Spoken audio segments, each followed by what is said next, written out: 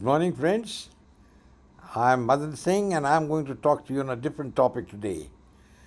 Generally, you know that I'm a military specialist, but today I'm going to talk on something which interests the entire Indian nation, and that is the Bombay film industry.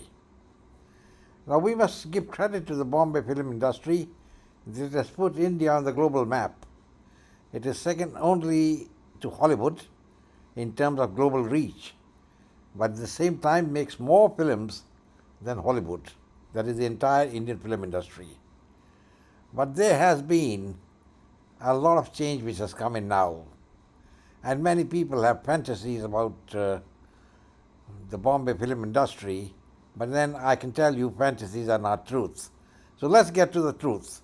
The first thing is that the film industry is over 100 years old in India, and some great men have come, like Sohrab Modi and so many others, who really laid the foundation of the film industry.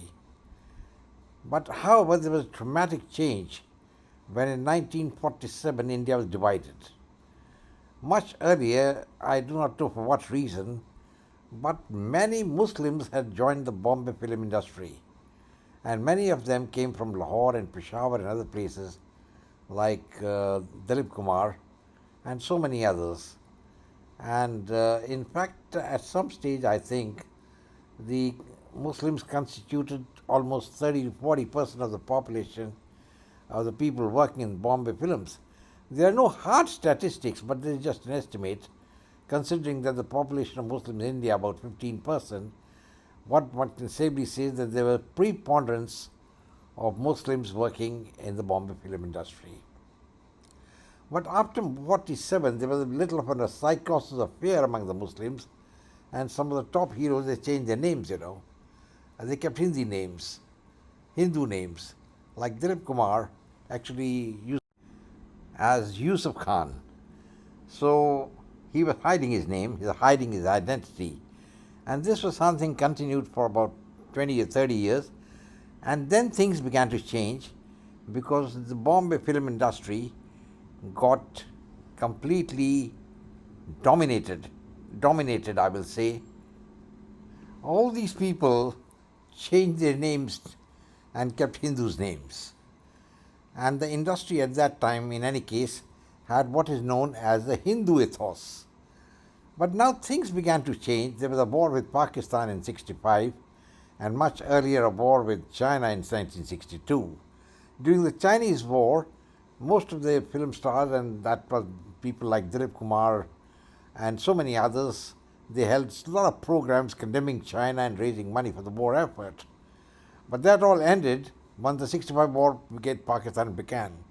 I think people like Dilip Kumar went into hiding, and even there were reports that the President of India at that time, Dr. Zakir Hussain, he had also a very doubtful approach to the entire arena of politics. And at that time, I think what happened was that the Hindu-Muslim divide in the film industry started, and there was also a flush of money coming in from the Middle East. And now, I won't go pinpoint anything, but the fact is that some of the big guns there who were doing nefarious activities began to invest money in the Bombay films. And the result was that the domination became from the people who were working somewhere in the Middle East, Dubai or maybe UAE or Oman, Qatar, and most of them were Muslims. Now that is a crucial point. So when they were financing the Muslims were financing the Bombay film industry, they really were insisting that you keep Muslim heroes. They didn't mind the girls being Hindu, but the Muslims heroes should be given preponderance. And that is the time the psychosis of fear had also gone, and the Muslims began to flout their names. And then something happened in the sense that because of the flush money coming in from the Middle East and insistence of Muslim heroes, a time came when three of the topmost heroes, I won't name them here, you all know them, were Muslims. And the films which were also being made, I have been observing and many people have commented, but with the anti-Hindu bias. Now, this was something not acceptable in the country, but then in India, everything is acceptable because the Hindus are so docile that they'll accept anything at all. So that's a very sad occurrence, but this is precisely happened. There were so many scenes in Hindu films, in Hindi films, which were denigrating the Hindu religion. But everybody kept quiet, even some of the top Hindu heroes, didn't open their mouths. I couldn't understand why. And of course, as I told you, I'm not going to mention any names, but it's all well known what was going on. But then there had to be a renaissance. These topmost three heroes began to age, and the clout of the mafia, which was operating from the Middle East, began to go down. When these two things happened, the clout of the black money went down as far as Bombay industry is concerned. I don't think it's finished or anything like that, but it's definitely gone down. And then there was a flux of nationalist people who came in, and they began to make nationalist films, like the famous movies which have come now of Ranveer Singh, and so many others. And these films are a total surprise to the Muslims who were members of the Bombay film industry. They didn't like it at all, but they had to lump it. And the public, gave accolades to these movies, and the net result is that these have been blockbuster hits. Mentioning movies is not the thing, but the point is, take it as a gospel truth or whatever you call it, that this new wave of films which were nationalistic began to take over the psychosis of the India. And it was a very good thing. And I think most of the minority community people are not really happy with this. But then you may not be happy, but there's nothing you can do about it. So, gentlemen, what I'm trying to tell you is that the Muslims in the Bombay film industry have followed a curve. They entered the industry, and then they rose up to the apex, and I think now they are on the decline. And that is a point which we must bear in mind. And there has been a renaissance of the Hindus in the Bombay industry, and more nationalist people are coming in, and films on terrorism which pinpoint the minorities in India as the fomenters of terrorism come in. See, the point in India, the terrorists are being run because we have a substantial people of India, like the Congress party, which got some lopsided views.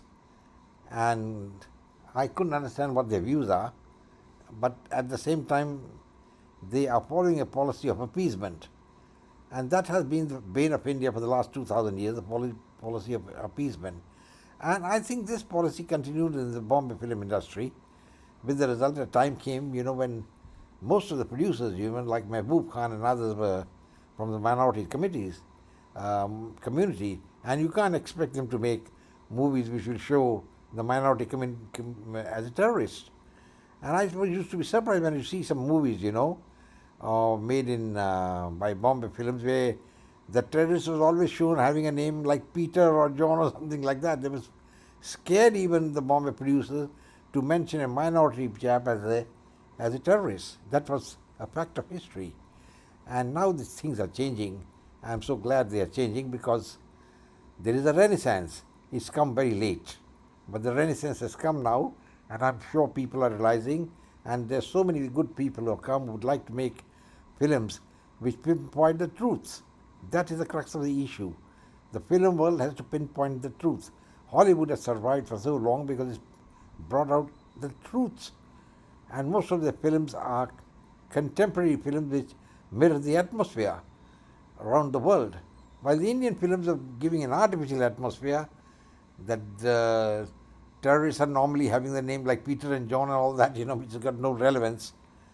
And now the situation is changing. I think in the time to come, there will be an eclipse of the minority community in the Bombay films, and I think that's very nice.